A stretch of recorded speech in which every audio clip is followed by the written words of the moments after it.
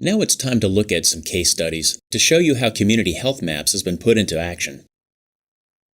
We start at the University of Hawaii John A. Burns School of Medicine, Department of Native Hawaiian Health, and a study of obesity in 8 Native Hawaiian communities on Oahu by conducting windshield surveys. The Community Health Maps team conducted a one-day train-the-trainer workshop, after which trainers went into the community and trained additional community members on how to map obesity issues. The community used GIS to create survey areas and map factors that could impact obesity. This is one of the first sample maps created in QGIS, showing the survey results in the Kahala neighborhood. Next we go to Seattle, Washington, at the Urban Indian Health Institute, which was interested in noise pollution and how it may relate to chronic health conditions. This also involved a one-day Community Health Maps in-person training. The organization wanted to measure and map noise conditions in communities in Seattle, where concentrations of Native Americans reside. An added advantage of using smartphones is that there are so many apps that can supplement your efforts. In this case, the group used an app to measure decibels with a built-in microphone on the phone or tablet. They decided on a protocol for sampling that involved different times of day and different days of the week to get a good average sample. This is the first map the group produced in the first weekend of data collection. The darker the point, the louder the decibel reading was at that location. The group then combined it with some per capita income information from the U.S. Census Bureau and used QGIS to produce the map. We often call this a hypothesis generating tool. In this example, they collected the data and pulled in per capita income data to see if there were any obvious trends worth exploring. Another project out of Seattle involved working with the School of Public Health at the University of Washington. In a capstone course, students spent the semester doing a project of their own design. The Community Health Maps team held a workshop and invited students to use Community Health Maps for their capstone projects. Let's take a look at 2 studies that resulted. One student researched attitudes that Asian Americans have in Seattle. She measured whether they felt like they were part of the community in heavily Asian neighborhoods versus those that were not Asian. Another student did a study looking at bicycle safety in Seattle. The next case study takes us to Charleston, South Carolina, where the Community Health Maps team has taught numerous workshops at the Medical University of South Carolina. The final workshop was popular among both professors and students, inspiring several projects. One attendee was a gentleman who works for a local high school on a sea island outside of Charleston, where he mentors students as part of the Teen Health Leadership Program, also funded by the National Library of Medicine. Students were interested in sources of their food and water.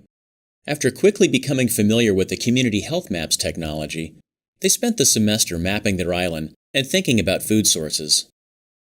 As the students began collecting the data in their community, they really started to think about issues they may not have otherwise considered. They collected well water locations, ground and city water sources, and places in the community to purchase food, such as farmers markets, produce stands, grocery stores, and local farms. The students indicated all of these points on a map and created the final map using Google Maps.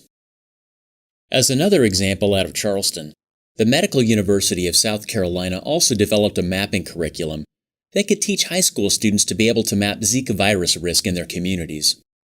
This could include identifying potential areas of mosquito hatch and making that information available to families and communities as a leadership tool. Still another example out of Charleston involved Dr. Brian Heckman, one of the first attendees of a Community Health Maps workshop. After the workshop, he saw the value of incorporating community mapping into his research. He initially mapped socio-demographic factors in communities with different rates of tobacco usage. He is now using that research to develop a personalized mobile app that alerts tobacco users when they approach specific locations designated as triggers. Dr. Heckman used Fulcrum to map nicotine availability in Charleston and used that information to populate the Smoking Cessation smartphone app. For our final case study, we go to Miami, Florida for one of our most disaster-specific Community Health Maps projects, the mapping of king tides, the highest tides of the year. King tides usually come in the fall. The Community Health Maps team trained community leaders and residents with a particular emphasis on the Fulcrum data collection component. They showed attendees how to use Fulcrum to replicate a data collection form first developed by two professors at Florida International University. During the October high tides, the team mapped and measured water depth, salinity, and bacterial contamination of the water in a particular low-income neighborhood.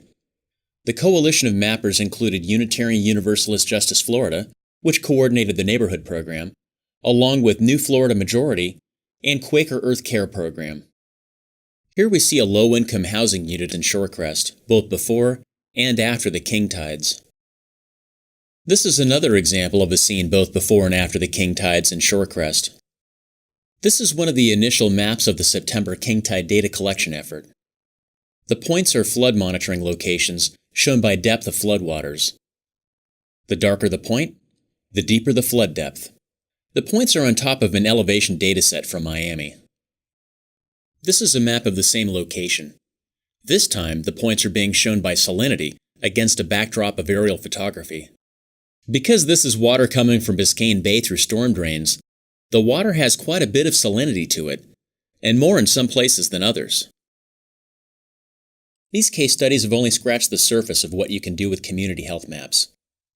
In fact, even this in-depth online training and the in-person workshops cannot adequately cover every possibility. Because of this, we have developed some free resources that we offer community mappers. First, we have a blog. Because technology changes rapidly, we use the blog to review new apps and technologies as they arise.